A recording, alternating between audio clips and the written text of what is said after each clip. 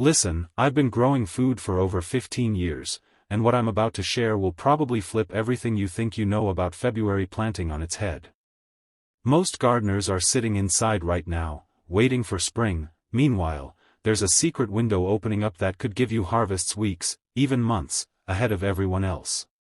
Stick around because number 7 is going to blow your mind. It's sitting in your pantry right now, and you've probably thrown away the exact part you should be planting. Hey there, green thumbs. Welcome back to Earthly Gardening. If you're new here, you've just stumbled into your new favorite corner of the internet where we grow incredible food without emptying our wallets. I'm so glad you're here. We're building a community of smart gardeners who refuse to overpay for what nature freely provides, so make yourself comfortable. Before we dig in, and trust me, you'll want a notebook for this one. Do me a quick favor, smash that subscribe button and tap the bell so you never miss our weekly growing secrets. Seriously, the techniques I'm sharing today could add an extra harvest season to your year, and I don't want you to miss what's coming next week.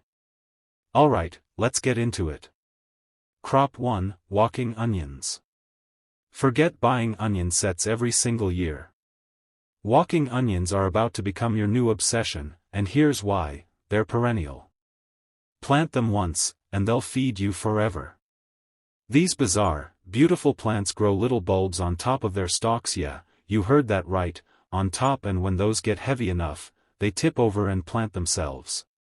It's like they do the work for you. February is perfect because they need that cold period to really establish.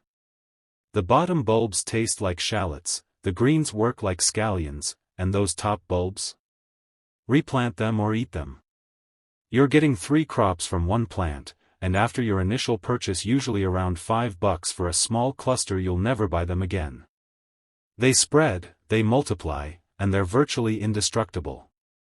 Plant them in well-drained soil, give them some sunshine, and then just forget about them. They'll be there when you need them, year after year. Crop 2, Fava beans. If you've never grown fava beans, you're missing out on one of the hardiest, most generous plants on the planet. These things laugh at frost. They actually prefer cold weather, which makes February their sweet spot. Here's the magic: fava beans fix nitrogen in your soil. That means while they're growing, they're literally creating free fertilizer for whatever you plant next. You're improving your garden just by growing food. That's efficiency. The beans themselves are creamy, buttery, and nothing like those sad canned things. You can eat them fresh, dry them for storage, or, and this is my favorite part, eat the greens. The young tips taste like a cross between peas and spinach, and they're packed with nutrients. Sow them directly in the ground about 2 inches deep, 6 inches apart. They'll germinate in cold soil that would make tomatoes cry. By late spring, you'll have tall, gorgeous plants covered in black and white flowers that smell incredible, followed by pods full of beans that cost $8 a pound at fancy grocery stores. You're growing them for pennies. Crop 3, Claytonia. This is where things get interesting. Claytonia, also called miner's lettuce, is a wild green that tastes better than anything you'll find in a store, and it thrives in the exact conditions that kill most salad greens: cold, wet, shady spots. Gold miners in the 1800s ate this stuff to prevent scurvy because it's loaded with vitamin C. It's got this mild, slightly tangy flavor and these adorable little leaves that grow in a circle. Toss it in salads, throw it in sandwiches, or just graze on it while you're working in the garden. The best part? It self-sows like crazy. Plant it once in February, and it'll come back every year without you lifting a finger. It actually prefers cooler weather, so while your summer lettuce is bolting and turning bitter, Claytonia is thriving. Scatter the seeds in a shady corner, barely cover them, keep them moist, and within a few weeks, you'll have fresh greens. Seeds are cheap, usually a couple of bucks for more than you'll ever need, and this plant is practically impossible to kill. Crop 4, Garlic chives. Okay, hear me out. Regular chives are fine, but garlic chives? Game changer. They taste like a perfect blend of garlic and onion, they're perennial, and they produce these stunning white flowers that are not only edible but also attract beneficial insects like crazy. February is ideal for getting them established. They'll grow in almost any soil, they tolerate shade, and once they're in for life. You can harvest the leaves continuously. They regrow faster than you can use them, and unlike regular garlic, you don't have to fuss with cloves or worry about timing. The flowers show up in late summer and taste mildly garlicky. You can toss them in stir-fries, salads, or just leave them to feed the pollinators. Either way, you win. Start them from seed or buy a small plant for a few dollars. Within one season, you'll have a massive clump that you can divide and spread around your garden or share with friends. It's the gift that keeps giving, and it costs you basically nothing after the first year. Quick pause: if you're getting value from this, go ahead and hit that like button. It genuinely helps more gardeners find these videos, and honestly, it makes my day knowing this stuff is actually useful to you. Also, drop a comment and let me know what's already growing in your February garden. I read every single one, and I love hearing what you're all up to. Alright, back to it, because the next one is an absolute powerhouse. Crop 5, collards. I know. Collards sound old-fashioned. But trust me, these leaves are tougher, more productive, and way more flavorful than kale could ever dream of being. And unlike kale, which gets obliterated by cabbage worms, collards just shrug them off. February is the perfect time to get them started because they handle frost like champions. In fact, a little cold actually makes them sweeter. You can start harvesting leaves in about 60 days, and here's the kicker: the plant keeps producing for months. Just pick the lower leaves as you need them, and the plant keeps growing upward. They're packed with vitamins A, C, and K, they're dirt cheap to grow from seed, and they're incredibly versatile. Sauté them, throw them in soups, make wraps, juice them, whatever you want. Plant seeds half an inch deep, about 18 inches apart, in full sun. Water them regularly, and you'll have a steady supply of greens well into summer, even into fall if you're lucky. One packet of seeds costs $2 and will feed you for months. Crop 6, radish pods. This is the one that makes people stop and say, wait, what? Forget everything you know about radishes. We're not eating the roots here, we're after the seed pods. When you let radishes go to flower instead of pulling them, they produce these long, crunchy pods that taste like a milder, slightly sweet version of the root.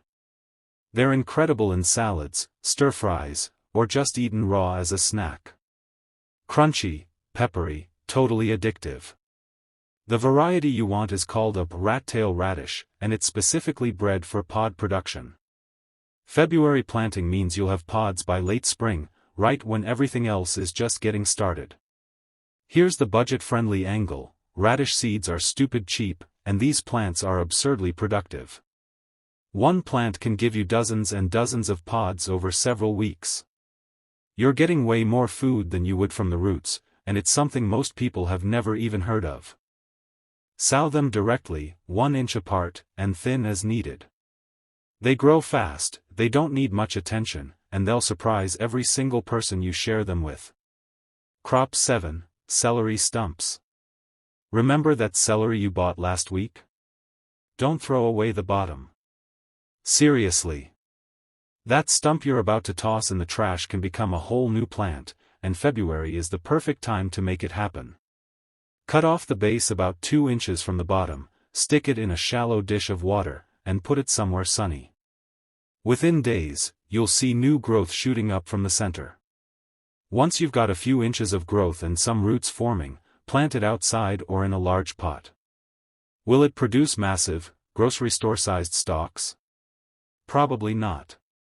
But you'll get plenty of tender leaves and smaller stalks that are perfect for cooking, and the leaves are actually more flavorful than the stalks anyway.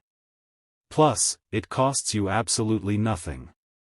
This works with bok choy and romaine lettuce too, by the way. Same method.